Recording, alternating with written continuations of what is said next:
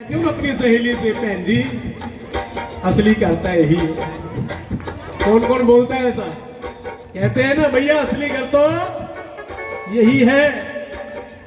जो असली घर है अपना उस घर को टूटता है।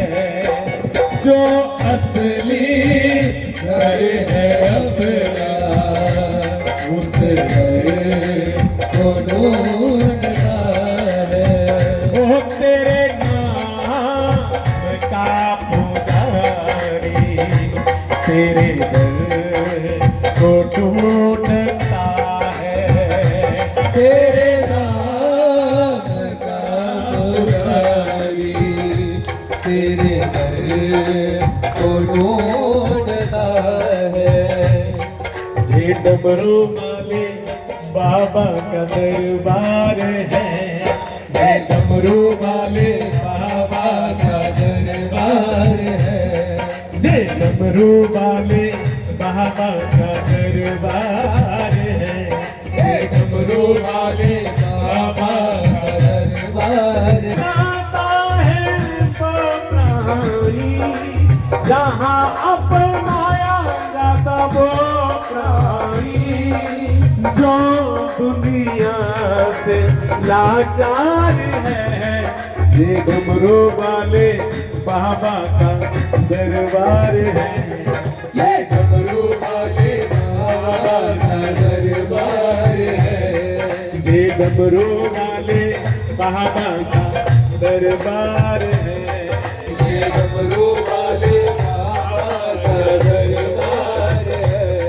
इसलिए जीते जी जब तक आपकी सांस चल रही है, जब तक आपकी आंखें ठीक ठाक देख रही हैं, जब तक कान ठीक ठाक सुन रहे हैं, जब तक जीवा ठीक ठाक बोल रही है, तब तक भगवान का भजन करते रहो, भगवान का दर्शन करते रहो। आंखों से कानों से भगवान का कीर्तन सुनते रहो, मुख से भगवान का कीर्तन करते रहो।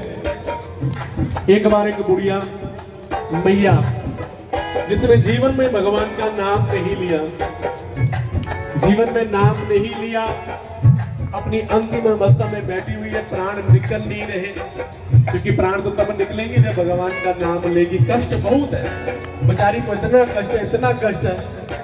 घर के सारे लोग बड़े परेशान हैं कि मैया के प्राण नहीं निकल रहे, क्या करें।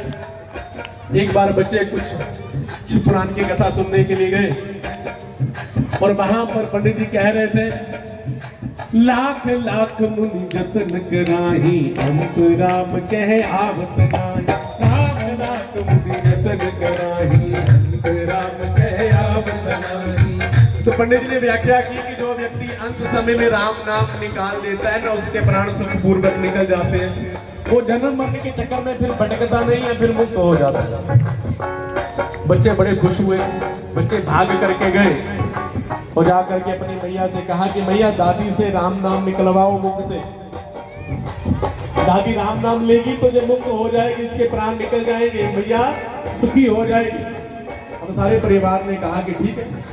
कहा कि मैया बोलो राम राम। तो मैया को सुनाई नहीं देता। मैया ने कहा कि जहां मौत नहीं आ रही हो तुम्हें आम की पड़ी हुई, राम का आम सुनाई दे रहा। तो कहा कि मैया हम कह रहे हैं बोलो राम।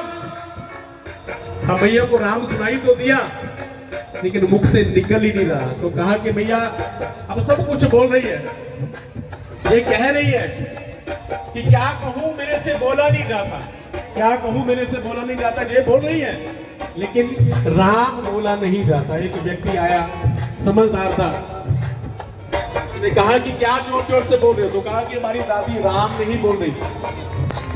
उसने कहा कि हम प्रयत्न करते हैं। उसने कहा कि भैया बोलो राम। तो उसने कहा कि बेटा क्या करूं, मेरे से बोला नहीं जाता। ये बोल रही है लेकिन राम बोला नहीं जाता।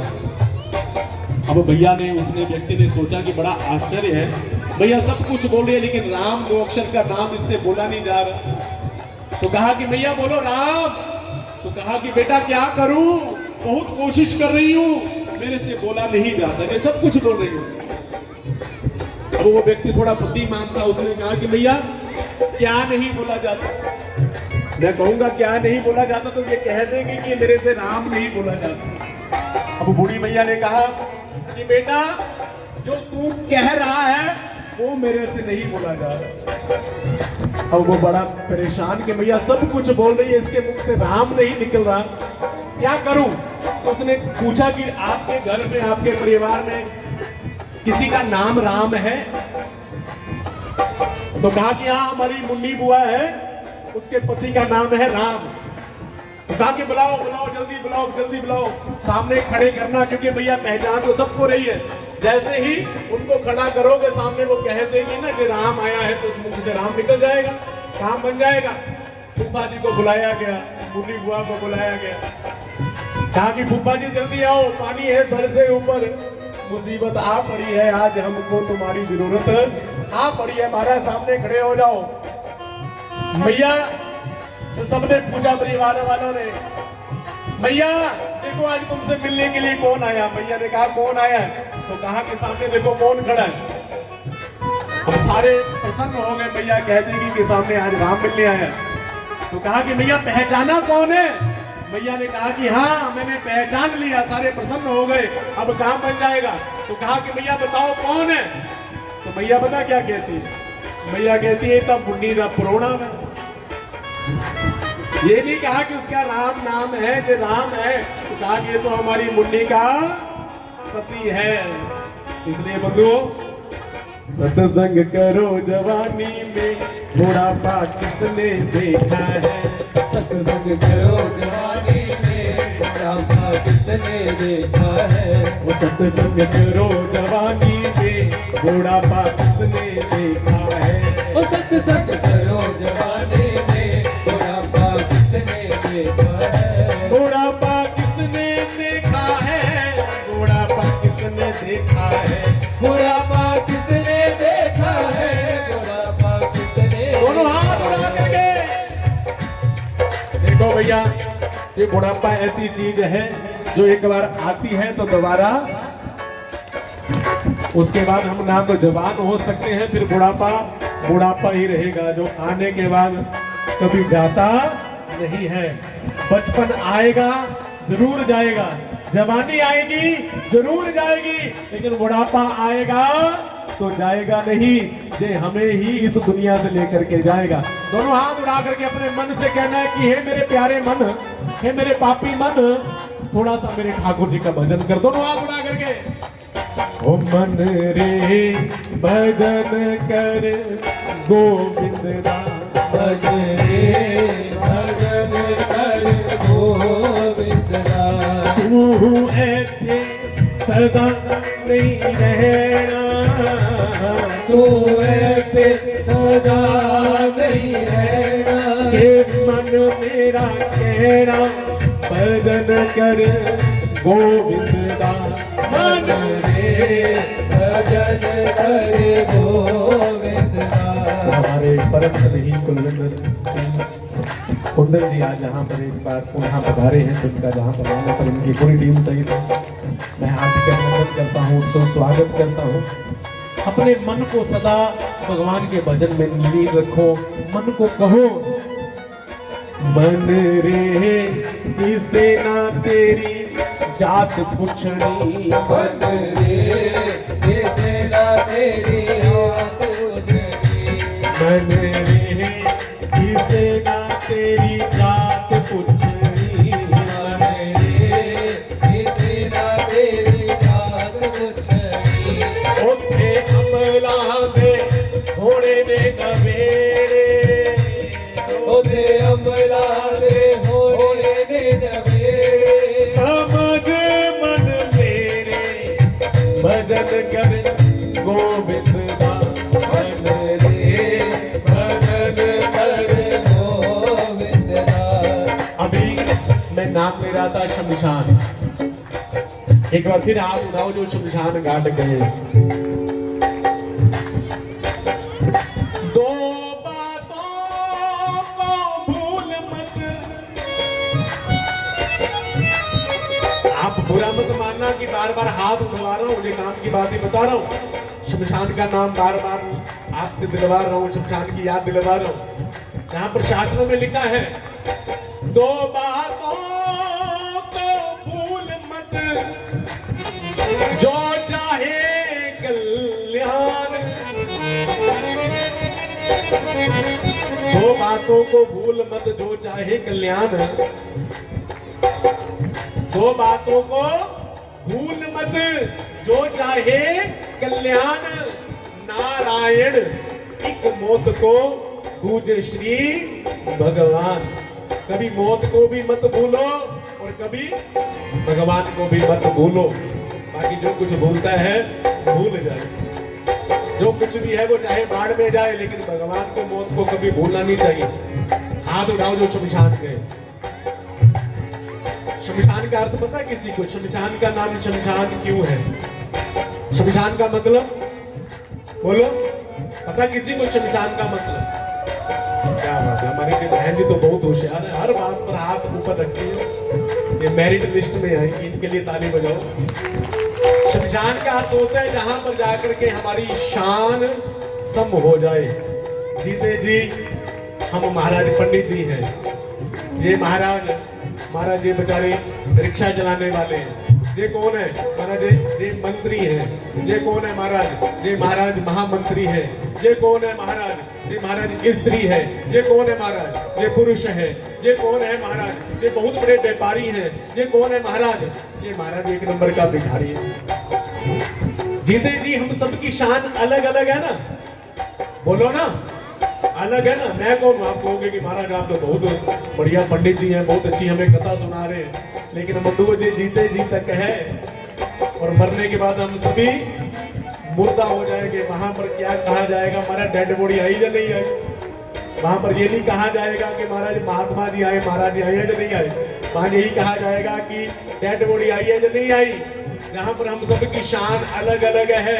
जैसे ही चले जाएंगे शमशान, वहां पर सबकी शान सम हो जाएगी। वहीं पर राजा जलाया जाएगा, वहीं पर रंक जलाया जाएगा, वहीं पर पीर पर जलाया जाएगा, वहीं फकीर जलाया जाएगा, वहीं स्त्री जलाई जाएगी, वहीं पुरुष जलाया जाएगा। वहां पर किसी की जात नहीं पूछी जाएगी कि ये ब्राह्मण है, ये वैश्य है, ये क्षत्रिय है, ये शूद्र है। वहां पर तो ओथे अमला दे होने ने नवेड़े, ओथे अमला दे होने नवेड़े। समझ मन मेरे भजन कर गोविंद दा, मन रे भजन कर गोविंद दा।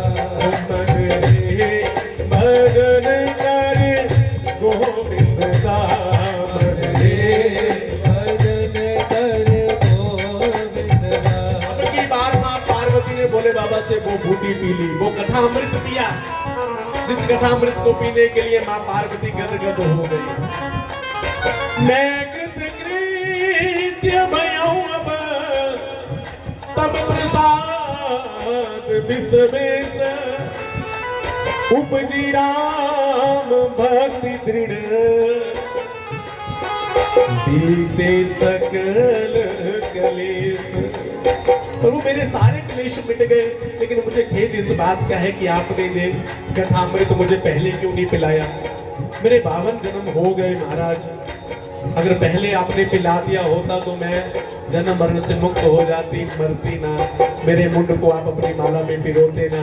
भगवान शिव ने कहा, हो जब मन प्रीति देखी अधिकाई, श्री राम जय राम जय जय राम। अब मैं रघुपति कथा सुनाई, श्री राम जय राम जय जय राम। श्री राम जय राम जय जय राम। श्री राम जय राम जय जय राम। श्री राम जय राम जय जय राम। श्री राम जय राम जय जय राम। मैंने पहले इसलिए नहीं सुनाई क्योंकि पहले तुम्हारे हृदय में मेरे राम जी के लिए प्यार नहीं था। अगर राम जी के लिए प्यार होता तो तुम मेरे राम जी की परीक्षा लेने के लिए नहीं जाती। राम जी की परीक्षा ना लेती तो जलती ना, और तुम्हारे मुंड को अपनी माला में पिरोता ना। इसलिए अब मुझे विश्वास हो गया कि तुम्हारे हृदय में मेरे राम जी के लिए प्रीति उत्पन्न हो गई है। मैंने कथा सुना दी, पार्वती अब तू जीवन मरण से मुक्त हो गई है। राम चरण रति जो चह, अथवा पद निर्वाण, भाव सहित सो जे कथा। करो श्रवण फुटपान।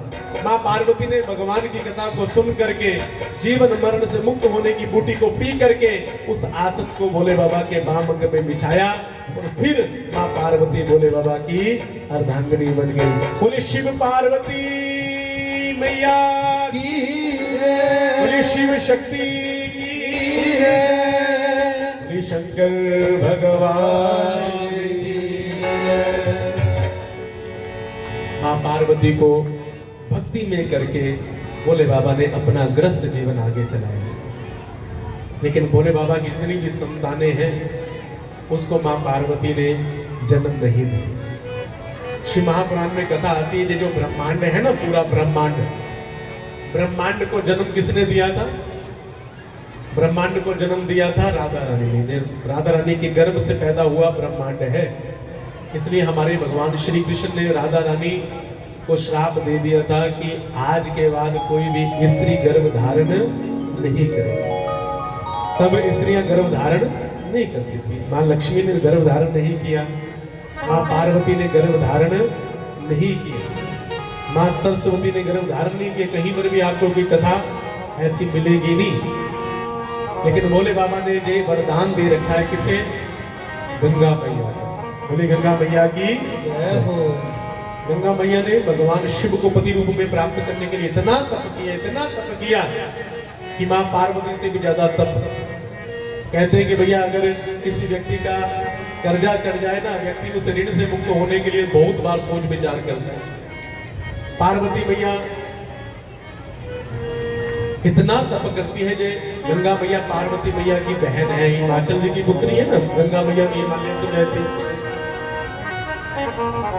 पार्वती मैया जो करती है गंगा मैया उससे 2 गुना करती है। पार्वती मैया ने अपनी सखियों से कहा, माँ पार्वती की सखियां कौन है?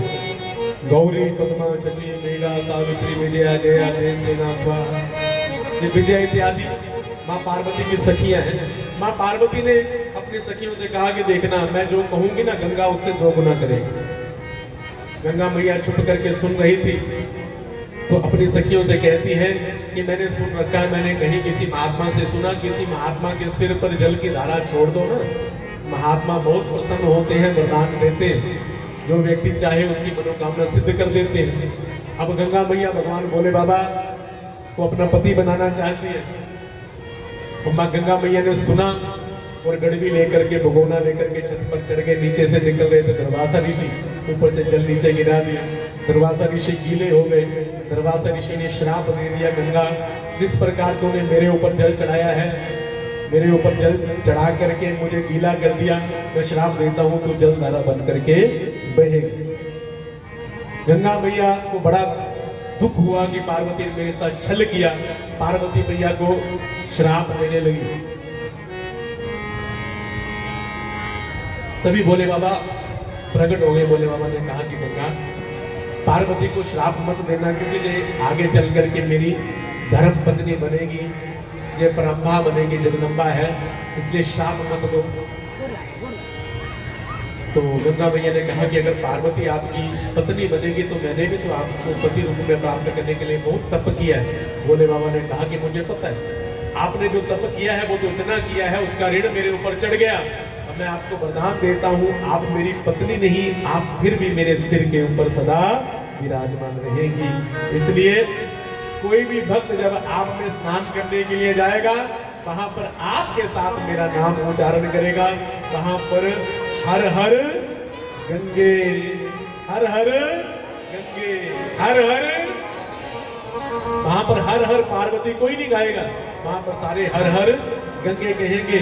और पार्वती मैया से कहा कि आपने गंगा से छल किया है, इसलिए मेरी जितनी भी संतानें होंगी वो सारी की सारी गंगा जल से ही होगी। बोले शंकर भगवान की जय हो। अब सारे देवता जो दर दर भटक रहे हैं, क्योंकि सारे के सारे देवता जो है वो दुखी है किसके कारण? ताड़कासुर के कारण। कल आपने कथा सुनी थी ना, ताड़कासुर नाम का दैत्य जिसने ब्रह्मा जी का तप किया और वर मांगा कि भगवान शिव के पुत्र के अतिरिक्त किसी के हाथों से मेरी मृत्यु ना हो। तभी सभी ने भगवान के चरणों में प्रार्थना की। भोले बाबा ने लीला रूप में अपने तेज को प्रकट किया भोले बाबा का वो तेज निकला जिसको अग्निदेव ने ग्रहण किया। अब देखो भैया, ध्यान से विचार करने वाली बात है कि अग्नि कितनी तेज होती है। अग्नि को भी जलाने वाला अग्नि भी जिसके प्रभाव को सहन ना कर पाए, वो हमारे भोले बाबा का तेज है। तो कितना तेज होगा भोले बाबा का, अग्नि से भी सहन नहीं हुआ। अगर हमें थोड़ी सी अग्नि छू जाए, कोई हमें अग्नि लग जाए, तो हम किसके पास जाते हैं भाग करके, बताओ किसके पास जाते हैं, थोड़ा ऊंची बोलो। जल के पास जाते हैं, भाग करके जाते हैं। तो अग्निदेव भी जब भगवान शिव के तेज को सहन नहीं कर पाए तो भाग करके गए किसके पास, गंगा मैया के पास, जल के पास गए और जाकर के गंगा जी ने भगवान शिव का तेज छोड़ दिया। और मां गंगा की लहरों में ऐसी हड़बड़ी सी हुई और 6 धाराएं बन गई। उसी समय कृतिका नक्षत्र का प्रादुर्भाव हुआ। कृतिका नक्षत्र जो है ना, कृतिका नक्षत्र में 6 तारे होते हैं। 6 तारों में, 6 कृतिका नक्षत्र में वो तेज परिवर्तित हुआ और 6 रूपों में गंगा जल से कार्तिकेय महाराज का प्रादुर्भाव हो गया। बोले कार्तिकेय महाराज की जय। कार्तिक मास की पूर्णमासी को कार्तिकेय महाराज का जन्म हुआ और उस समय कार्तिकेय महाराज का पालन पोषण करने के लिए 6 कृतिकाएं जो थी वो प्रकट हो गई। उन 6 कृतिकाओं ने कार्तिकेय महाराज जो 6 रूप में विभाजित हैं उनका पालन पोषण किया, इसलिए इसका नाम है कार्तिकेय। जिनके 6 स्वरूप है, नाम है कार्तिकेय। लेकिन इनको क्या कहा जाता है, छड़ानन। क्या कहा जाता है, छड़ानन। छड़ानन मतलब जिसके 6 मुखों में। जय जय गिरिवर राज किशोर, जया महेश मुख चंद चकोरी, जय गज बदन चढ़ानन माता, जगत जननी दामिनी भूतिका। लेकिन 6 रूपों में कार्तिकेय महाराज एक साथ रोते हैं, एक साथ इनको भूख लगती है। अब कृतिकाओं को पालन पोषण करने में बहुत ज्यादा परेशानी हो रही है और कहा कि अगर हम अपने पति की पतिव्रता नारियां हैं तो हाथ में जल लेकर के कार्तिकेय महाराज के ऊपर छिड़का और कार्तिकेय महाराज 6 के 1 बन गए। शरीर 1 बन गया, मुख कितने हो गए, 6। बोलिए छड़ानंद भगवान की जय। तो प्रथम पुत्र हमारे भोले बाबा के कौन, कार्तिकेय महाराज, जिनके अनेकों नाम हैं।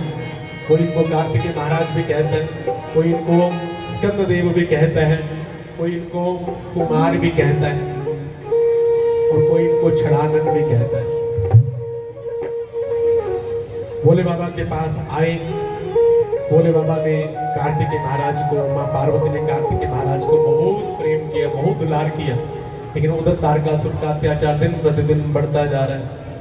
सभी ने युद्ध किया, ब्रह्मा जी ने भी युद्ध किया, वो नहीं मरा। भगवान विष्णु ने भी युद्ध किया, नहीं मरा। सभी को उसने परास्त कर दिया। अंतोगतवा सारे देवता इकट्ठे होकर के भोले बाबा के चरणों में आए और कहा कि प्रभु आप अपने पुत्र को हमें सौंपिए। भोले बाबा ने कहा कि अगर इसे कुछ मिलेगा तो जरूर भेजेंगे। तो देवताओं ने कार्तिकेय महाराज को अपना सेनापति बना लिया। बोली कार्तिकेय महाराज की जय हो। कार्तिकेय महाराज गए, बड़ा विषम युद्ध हुआ। तो अंतोगतवा होनी है वही जो राम ने जी राखा। कार्तिकेय महाराज ने तारकासुर का उद्धार कर दिया। देवता ताली बजाने लगे, पुष्प बरसाने लगे। बोलिए कार्तिकेय महाराज की जय, शंकर भगवान की जय। कार्तिकेय महाराज की बड़ी सुंदर सुंदर लीलाएं हैं। इनका वाहन है मोर, कुमार है, क्योंकि मोर जो होता है वो कामी नहीं होता, इसलिए स्वच्छ मोर की सवारी करते हैं। माता पिता को बड़ा सुख प्रदान करते हैं। बड़े बड़े शत्रुओं का उन्होंने नाश किया है। देवताओं के प्रधान सेनापति है श्री कार्तिकेय महाराज। भोले बाबा का जो पूरे का पूरा परिवार है ना, इतना सुंदर परिवार है भोले बाबा का। ग्रस्त जीवन को अगर सुख में बनाना है तो भोले बाबा की शरण में जाओ। भोले बाबा, सभी देव तो देव है, लेकिन भोले बाबा को महादेव क्यों कहा जाता है?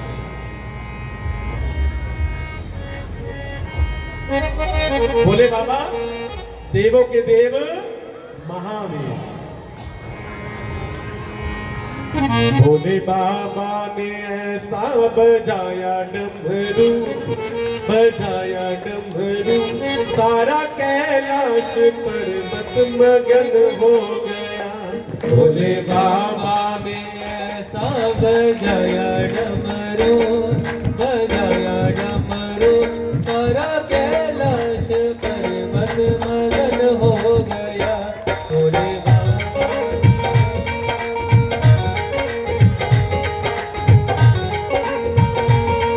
शंकर भगवान की जय हो।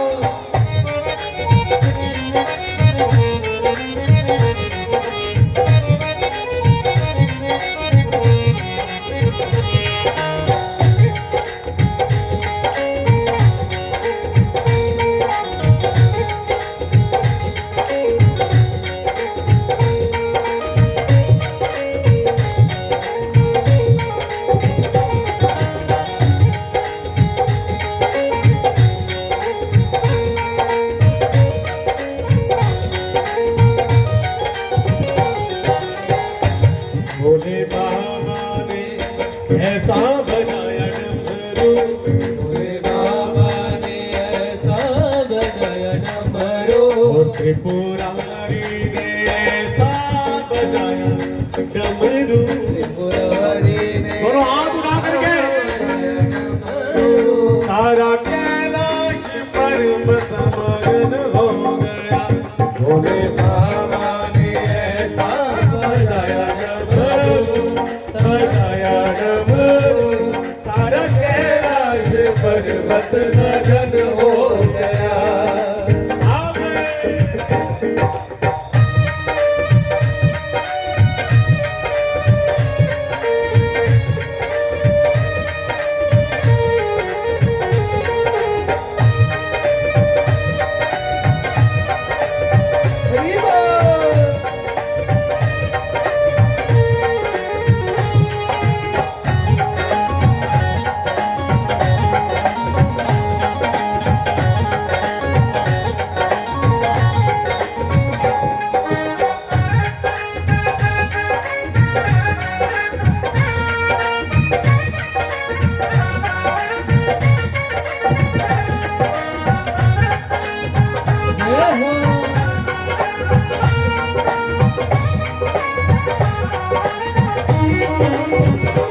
सुन के डमरू की आवाज ब्रह्मा चले, डमरू की आवाज ब्रह्मा चले, जहाँ ब्रह्मा चले वहाँ विष्णु चले, जहाँ ब्रह्मा चले वहाँ विष्णु चले। ओ यहाँ ब्रह्मा चले वहाँ विष्णु चले, यहाँ ब्रह्मा चले वहाँ विष्णु चले। वहाँ लक्ष्मी का मन भी मगन हो गया, महालक्ष्मी का मन भी मगन हो गया। सारा कैलाश पर्वत मगन हो गया। भोले बाबा ने ऐसा बजाया डमरू, बजाया डमरू, सारा कैलाश पर्वत मगन हो गया।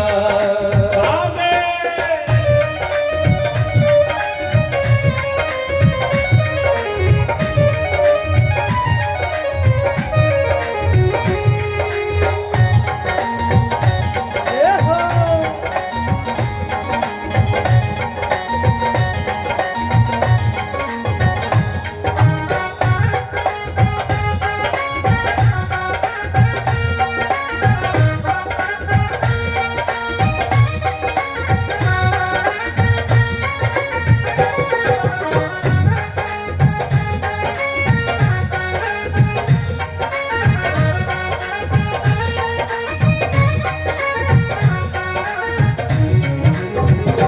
सुन के डमरू की आवाज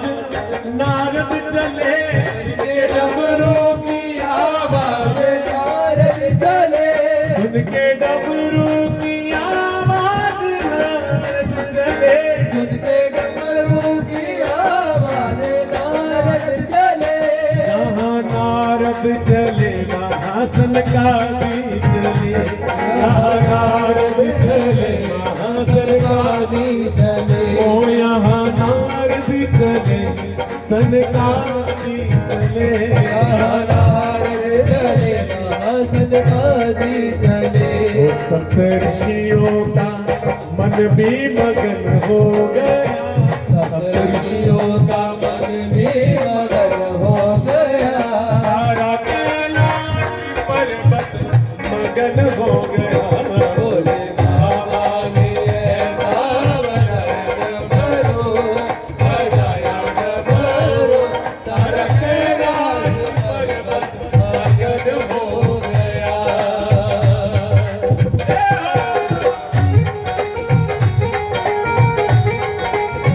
जहो जहो